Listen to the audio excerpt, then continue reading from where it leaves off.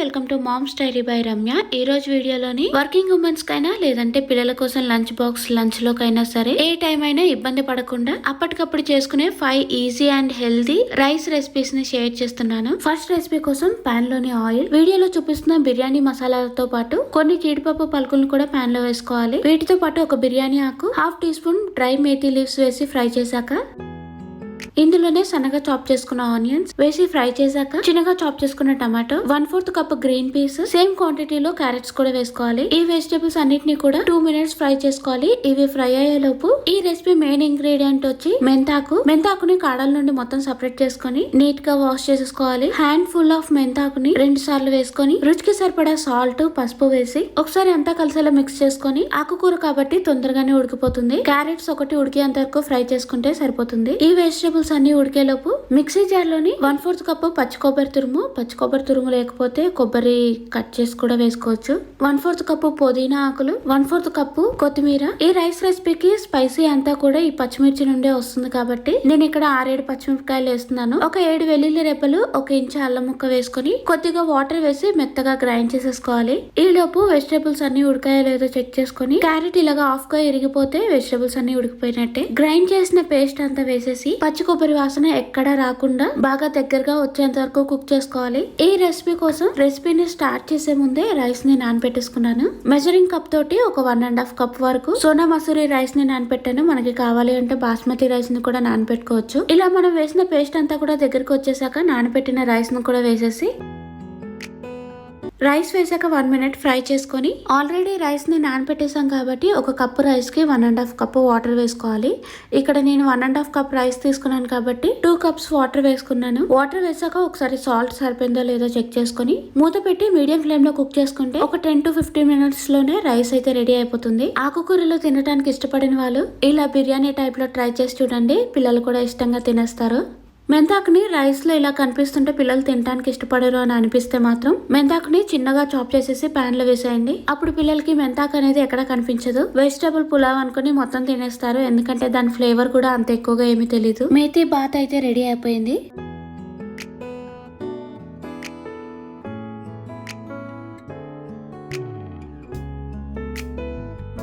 Second recipe వచ్చేసి mixed vegetables తో చేసేది. ఇది కూడా ఈజీగా అయిపోతుంది, ఇంకా టేస్ట్ బాగుంటుంది. బ్రోకోలీ అంటే ఇష్టపడిన వాళ్ళు ఈ రెసిపీని ట్రై చేయాల్సిందే. బ్రోకోలీని అంతా కూడా ఇలా చిన్న పీసెస్ గా కట్ చేసేసుకోవాలి.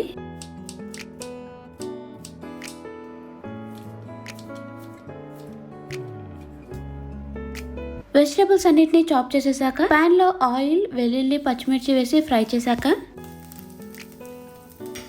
సన్నగా చాప్ చేసుకున్న ఆనియన్స్ వేసి కొద్దిగా ఫ్రై అయ్యాక చిన్నగా చాప్ చేసుకున్న broccoli, carrot pieces, sweet corn కూడా అన్నిటినీ సేమ్ క్వాంటిటీలో తీసుకొని ఫ్రై చేసుకోవాలి. స్వీట్ కార్న్ ని ఉడికించలేదండి, డైరెక్ట్ గా వేసేస్తున్నాను. క్యారెట్, బ్రోకోలీ ఉడికేలోపు స్వీట్ కార్న్ కూడా ఉడికిపోతుంది. కొద్దిగా సాల్ట్ వేసుకుని వెజిటబుల్స్ అన్నిటిని ఫ్రై చేసేసుకోవాలి. వెజిటబుల్స్ అన్ని ఫ్రై అయ్యో లేదో చెక్ చేసుకుని ఆల్రెడీ ఉడికించేసిన రైస్ ని 2 కప్స్ వేసుకుంటున్నాను.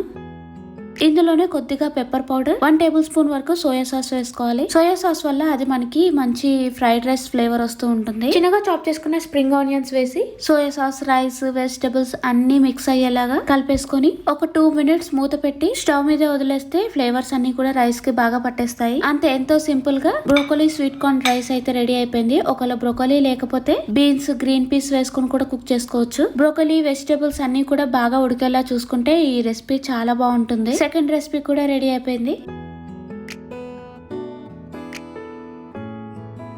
థర్డ్ రెసిపీ అయితే మస్ట్ ట్రై అని చెప్తాను. చాలా బాగుంటుంది. అప్పుడప్పుడు మనకి స్పైసీ లాగా కొంచెం మంచిగా ఫ్లేవర్ తో తినాలనిపిస్తుంటుంది కదా, అప్పుడు ఈ రెసిపీని ట్రై చేయాల్సిందే. ఈ రెసిపీ మెయిన్ ఇంగ్రీడియంట్ వచ్చి కొత్తిమీర కాబట్టి కొత్తిమీరని ఫస్ట్ అయితే కట్ చేసేసుకుందాము.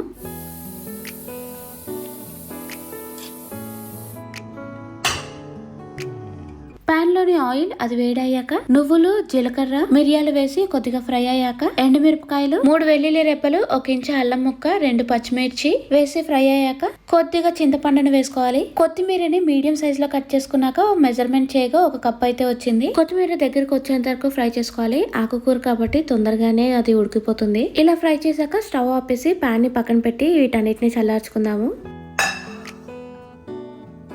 అంతా చల్లారాక మిక్సీ జార్ లో వేసుకొని కొద్దిగా వాటర్ వేసుకొని ఇలా మెత్తగా గ్రైండ్ చేసేసుకోవాలి. ఇప్పుడు అదే పాన్ లో కొద్దిగా ఆయిల్ వేసుకొని ఆవాలు, ఆవాలు, మినపప్పు, శనగపప్పు, కొన్ని జీడిపప్పు పలుకులతో పాటు పల్లీలు కూడా వేసుకొని పల్లీలు బాగా ఫ్రై అయ్యేంత వరకు ఫ్రై చేసుకోవాలి. ఇందులోనే ఎండుమిర్చి, కరివేపాకు వేసి ఫ్రై అయ్యాక గ్రైండ్ చేసిన పేస్ట్ ను కూడా వేసుకోవాలి. ఇవి అన్ని బాగా కలిసేలా మిక్స్ చేసుకొని ఇలా ఆయిల్ పైకి తేలేంత వరకు కుక్ చేసుకోవాలండి. లేదంటే పచ్చి వాసన వల్ల అది టేస్ట్ అనేది సరిగ్గా రాదు. రుచికి సరిపడా సాల్ట్, పసుపు వేసి అంతా కలిసేలా మిక్స్ చేసుకుని ఇంకో 1 minute ఫ్రై చేసుకోవాలి. కొత్తిమీర చూసారా అంతా బాగా దగ్గరికి వచ్చేసింది కదా. ఇప్పుడు ఆల్రెడీ ఉడికించి పెట్టుకున్నటువంటి ఒక పెద్ద సైజ్ కప్ తో రైస్ ని వేసుకొని అంతా బాగా కలిసేలా మిక్స్ చేసుకోవాలి. ఈ కొత్తిమీర పేస్ట్ కి సరిపడా రైస్ ని వేసుకుంటే మనకి రైస్ ఫ్లేవర్ అనేది కరెక్ట్ గా తెలుస్తుంది. అంతా కలిసేలా మిక్స్ చేసుకొని మూత పెట్టేసి ఇంకో 1 minute అలాగా మనము ఆ ఫ్లేవర్ అంతా రైస్ కి పట్టేలా వదిలేద్దాము స్టవ్ మీద. కొత్తిమీర రైస్ అయితే రెడీ అయిపోయింది. ఇది చూడటానికి పులిహోర లాగా కనిపిస్తున్న ఫ్లేవర్ అనేది డిఫరెంట్ గా ఉంటుంది. ఇంకా టేస్ట్ బాగుంటుంది. చాలా ఈజీగా అయిపోతుంది. ఇది must try recipe. Different flavours తినే వాళ్ళకి ఇది బాగా నచ్చుతుంది.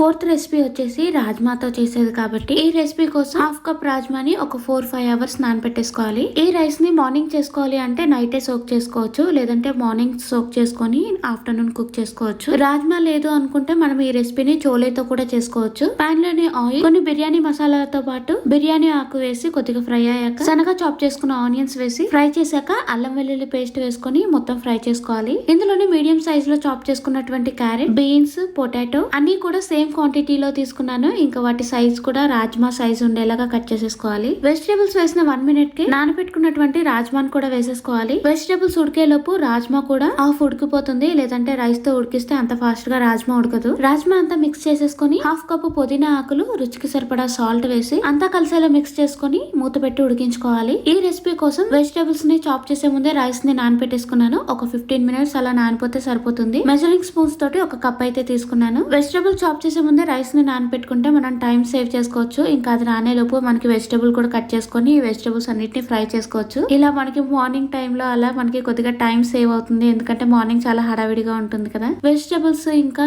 రాజ్మా బాగా ఉడికిందో లేదో చెక్ చేసుకుని నానబెట్టుకున్న బాస్మతి రైస్ ని కూడా వేసేసి ఆల్రెడీ నానబెట్టేసాం కాబట్టి ఒక కప్ రైస్ కి 1.5 cup వాటర్ వేసుకోవాలి. కానీ ఇక్కడ మనం రాజ్మా కూడా వేస్తున్నాం కాబట్టి అది ఉడకటానికి కొద్దిగా ఎక్కువ వాటర్ వేయాల్సి వస్తుంది. రైస్ మరీ ఎక్కువగా ఉడికించేయకుండా రాజ్మా వేసినందుకు ఒక కప్ రైస్ కి 2 cups వాటర్ వేసుకోవాలి. సాల్ట్ అంతా సరిపోయిందో లేదో చెక్ చేసుకుని మూత పెట్టేసి మీడియం ఫ్లేమ్ లో కుక్ చేసుకుంటే ఒక 15 to 20 minutes కి ఇలా రాజ్మా వెజిటేబుల్ పులావ్ అయితే రెడీ అయిపోతుంది. రాజ్మా ఇష్టం లేని వాళ్ళు చోలే కూడా వేసుకొని కుక్ చేసుకోవచ్చు. రైస్ మీద కొద్దిగా కొత్తిమీర వేసేసుకుని మూత పెట్టి ఒక 5 minutes పక్కన పెట్టేద్దాము.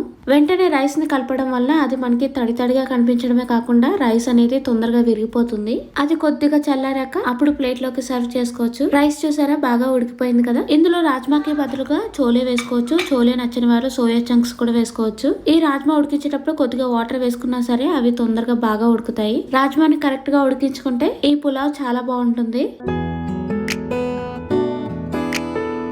5th రెసిపీ కోసం ఇంకా ఏమీ నానబెట్టాల్సిన అవసరం లేదండి. చాలా సింపుల్ గా చేసేసుకోవచ్చు. ఇన్స్టెంట్ గా అయిపోతుంది. ఈ రైస్ ని క్యాప్సికమ్ తో చేస్తాం కాబట్టి ఫస్ట్ క్యాప్సికమ్ అయితే చిన్న పీసెస్ గా కట్ చేసేసుకోవాలి. క్యాప్సికమ్ కట్ చేసుకుని పక్కన పెట్టేసి స్టవ్ మీద పాన్ పెట్టి ఆయిల్ వేసుకొని కొద్దిగా ఆవాలు, జీలకర్ర, శనగపప్పు, మినపప్పు, కరివేపాకు, జీడిపప్పు వేసి ఫ్రై అయ్యాక ఒక క్యాప్సికమ్ ని కట్ చేసి మెజర్ చేయగా ఒక కప్ అయితే వచ్చింది. క్యాప్సికమ్ వేసిన తర్వాత ఒక 2 minutes అలా కుక్ చేసుకోవాలి. ఈ క్యాప్సికమ్ ఉడికేలోపు మిక్సీ జార్ లోని 1/2 cup పచ్చి కొబ్బరి తురుము, మనకి స్పైసీ అంతా కూడా పచ్చిమిర్చి నుండి వస్తుంది కాబట్టి ఒక 4 పచ్చిమిర్చి వేసాను. కరివేపాకు, జీలకర్ర, కొత్తిమీర, కొద్దిగా వాటర్ వేసి మెత్తగా గ్రైండ్ చేసుకుని పాన్ లో వేసేసుకోవాలి. పచ్చి కొబ్బరి వేసాం కాబట్టి అది బాగా ఫ్రై చేసుకోవాలండి. ఈ రైస్ కి ఫ్లేవర్ అంతా కూడా పచ్చి కొబ్బరి, క్యాప్సికమ్ నుండే వస్తుంది కాబట్టి బాగా కుక్ చేసుకోవాలి. ఇలా బాగా దగ్గరకు వచ్చేందుకు ఫ్రై చేసుకుని రుచికి సరిపడా సాల్ట్, పసుపు వేసి ఇంకో 1 minute ఫ్రై చేశాక ముందుగానే ఉడికించి పెట్టుకున్నటువంటి ఒక కప్పు రైస్ ని వేసుకొని రైస్ అంతా బాగా కలిసేలా మిక్స్ చేసుకోవాలి. అలా అంతా కలిసేలా మిక్స్ చేశాక 1 minute మూత పెట్టి వదిలేద్దాము. ఆ తర్వాత కొద్దిగా నిమ్మరసంతో పాటు చిన్నగా చాప్ చేసుకున్న కొత్తిమీర కూడా వేసుకుంటే క్యాప్సికమ్ చిత్రాన్నం అయితే రెడీ అయిపోతుంది. ఇది సింపుల్ గా అయిపోతుంది. ఇంకా ఫ్లేవర్ అనేది బాగా తెలుస్తుంది. టేస్ట్ కూడా బాగుంటుంది.